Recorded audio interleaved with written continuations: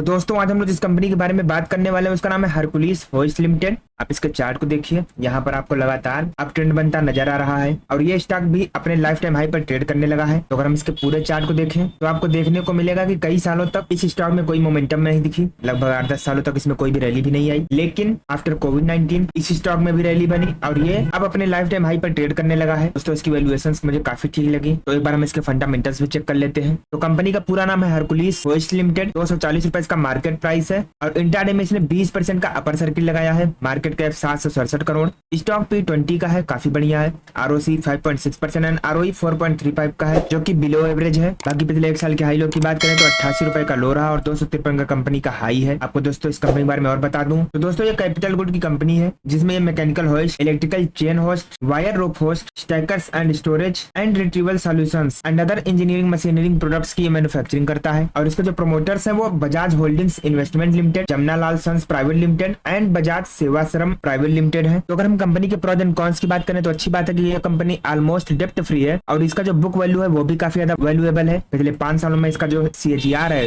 वो 28% से भी ज्यादा की रेट से ग्रो किया है। वहीं पर ये कंपनी बहुत ही अच्छा डिविडेंड भी दे रही है और साथ ही साथ इसका वर्किंग कैपिटल भी 76 दिन से कम होकर 47 दिन पर आ गया है। वहीं पर इसके कॉन्स की बात करें तो इसका जो ROE है वो सिर्फ और सिर्फ 3.82% की रेट से ग्रो किया है पिछले 3 सालों में। उनका जो डेब्टेड डेट साइकिल है वो भी 30 दिन से बढ़कर 39 दिन पर चला गया है। तो दोस्तों अगर हम कंपनी के पीयर कंपैरिजन की बात करें तो कैपिटल गुड्स में ये काम करती है, जिसमें आपका थर्मैक्स है, ज्योति CNC auto, Jupiter vegans, Titagarh rail, action construction, electron engineering, Praj industry जैसी कंपनियां हैं, जो कि एक से बढ़कर एक काफी बेहतरीन कंपनियां हैं और उसी सेक्टर की हरकुलिस भी है। तो अगर हम इस कंपनी के क्वार्टरली रिजल्ट्स की बात करें तो इसका जो सेल्स ग्रोथ है वो जून 2021 में 21 करोड़ 98 लाख का था, जून 2022 में 30 करोड़ 96 लाख, जून 2023 में 41 करोड़ 5 लाख और जून 2024 में 38 करोड़ 14 लाख का रहा। वहीं पर नेट प्रॉफिट की बात करें तो जून 2021 में 1 करोड़ 38 लाख का प्रॉफिट था, जून 2022 में 2 करोड़ 30 लाख, जून 2023 में 4 करोड़ 81 लाख और जून 2024 में 5 करोड़ 94 लाख का नेट प्रॉफिट है। और इस कंपनी का अपकमिंग रिजल्ट 11 नवंबर 2024 को आने वाला है, तो यहाँ पर आप विशेष ध्यान दीजिएगा। अगर हम इसके लॉन्ग टर्म प्रॉफिट लॉस की बात करें तो इसका जो सेल्स ग्रोथ है वो मार्च 2013 में 124 करोड़ का था, मार्च 2017 में 73 करोड़, मार्च 2021 में 78 करोड़ और अभी करंट में कुल 177 करोड़ का है। वहीं पर नेट प्रॉफिट की बात करें तो जो मार्च 2013 में 29 करोड़ का था, मार्च 2017 में 8 करोड़ का, मार्च 2021 में भी 8 करोड़ का और करंट में कुल 37 करोड़ का नेट प्रॉफिट भी है। तो अगर हम इस स्टॉक के CAGR की बात करते हैं तो पिछले 10 साल में कंपनी ने 16% की रेट से, पिछले 5 सालों में 55% की रेट से, पिछले 3 सालों में 80% की रेट से और पिछले 1 साल में 163% का बहुत ही शानदार रिटर्न दिया है। दोस्तों अगर हम इस कंपनी के बोरोइंग्स की बात करें तो जहां मार्च 2013 में 1 करोड़ का लोन था,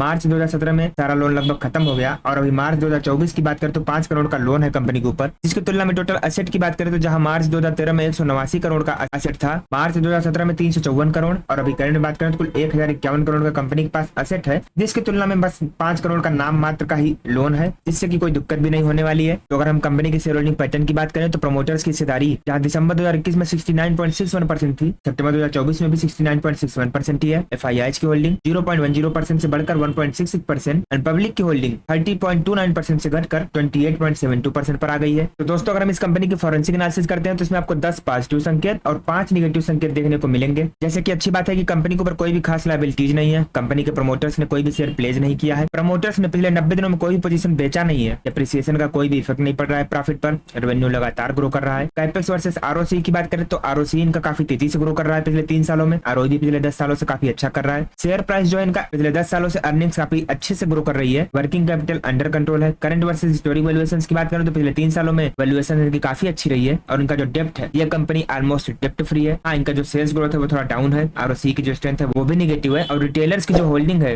वो काफी ज्यादा है FIIs एंड DIIs के मामले में। तो अगर हम कंपनी के रेवेन्यू की बात करें तो इनका जो प्रोडक्ट है वो 100% मटेरियल हैंडलिंग इक्विपमेंट में ही काम करती है और लोकेशन वाइज ब्रेकअप करें तो ये इंडिया से ही सारा का सारा व्यापार करती है। तो दोस्तों अगर हम इस कंपनी के कस्टमर्स की बात करें तो इस लिस्ट में आपको ABB इंडिया हो गया, Ashok Leyland, BEML, Bharat highway electricals, JSW steel, Larsen and Toubro, MRF, NTPC, Reliance industries, Vedanta limited, steel authority of India, Thermax जैसी एक से बढ़कर एक शानदार कंपनियां हैं जो कि इसके कस्टमर्स हैं। तो दोस्तों हम लोग हरकुलिस के चार्ट पर वापस आ चुके हैं। इसके चार्ट की चर्चा तो हमने स्टार्टिंग में करी थी, अब हम इसके लेवल्स की बात कर लेते हैं। तो जिस हिसाब से इसमें मोमेंटम लगातार बनता जा रहा है और ये अपने लाइफ टाइम हाई पर ट्रेड कर रहा है और आज इसमें जो 20% के ऊपर सर्किट लगी है उस बढ़ते मोमेंटम के साथ ही हम ये देख सकते हैं ये बहुत ही जल्द 280 के आसपास भी ट्रेड करता नजर आ सकता है। तो दोस्तों आपको इस स्टॉक के बारे में पहले पता था या नहीं, और आपने कभी इसको बाई किया था या नहीं, एक बार कमेंट करके जरूर बताइएगा।